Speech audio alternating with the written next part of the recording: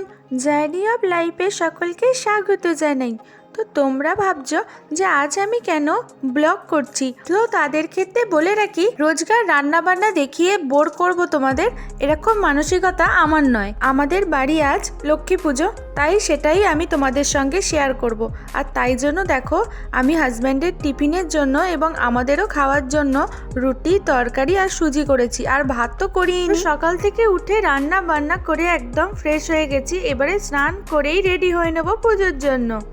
আর এদিকে দেখো, মা সব কিছু জোগাড় করে আবার চাপা দিয়ে রেখেছে, কিন্তু ঠাকুরমশাইয়ের পাত্তা নেই। ঠাকুরমশাইয়ের জন্য অপেক্ষা করে করে ফাইনালি ঠাকুরমশাই চলেও এলো আর আমাদের পুজো স্টার্ট হয়ে গেল। আর এই পুজোটা হচ্ছে পৌষ মাসের খন্দলক্ষ্মী। আচ্ছা, তোমাদের বাড়িতেও কি এই পুজোটা আছে? যদি থাকে তাহলে আমাকে কমেন্ট করে এক্ষুনি জানাও। আর এটা হওয়ার জন্য কিরকম ধান পেতে দেয় দেখো।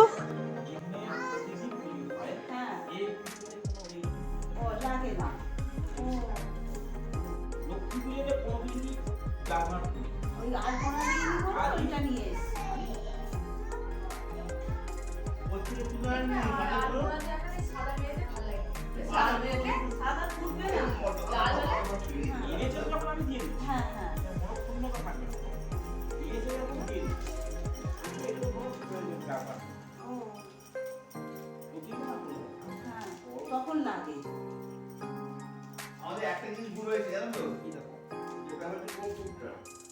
ঠিক আছে, কোনো নারায়ণ এনেছে না, নারায়ণ পূজা পাবে না, কৌতুকটাই ছিল এটা কি? এ বাবা, কত পাতা তো জানি তো, বাজা দিয়ে দিয়েছো? কি অবস্থা! কি জানো, কত পাতা, ছোট গাছটা, ওই পাতাটা তুলতে হয়। আমি নিয়ে এসছি না, হ্যাঁ এই নিয়ে এসছি, মানে ছোট গাছ, বেশি পাতা নিয়ে তুলে দেবো। তুই মা পদ্ম পাতাটাই তুলে ফেলে দিয়েছি, আমি এরকম করে গাছ করবো বন্ধ করে রেখেছে, ওপরে চিমনিটা দিয়ে বন্ধ করে না বউয়ে অবকাল হয়ে যায়। বউয়ে কি খালি রে।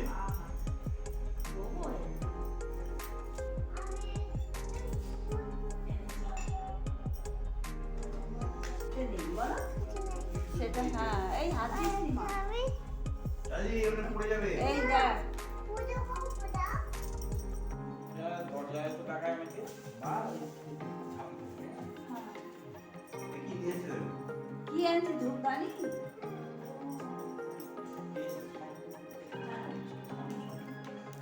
এক টাকা রেখেছি। ও, এই যে এটা করে রাখো। এটা কোথায় দেবো? এটা থাকলে তো একটা টাকা। এটা তাই দিই। ওম শ্রী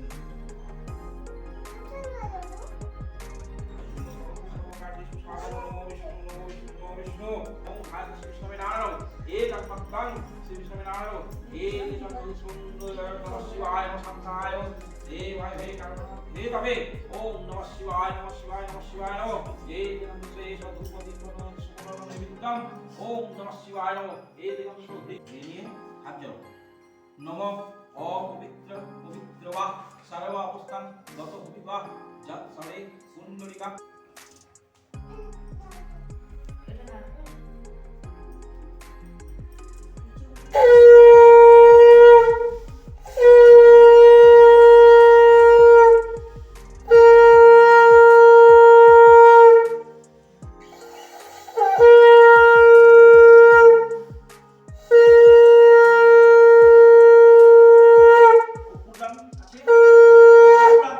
ওটাই আনা হয়নি। হ্যাঁ, তাহলে ওই ধূপ দিয়ে আর ওই শাকটা আছে।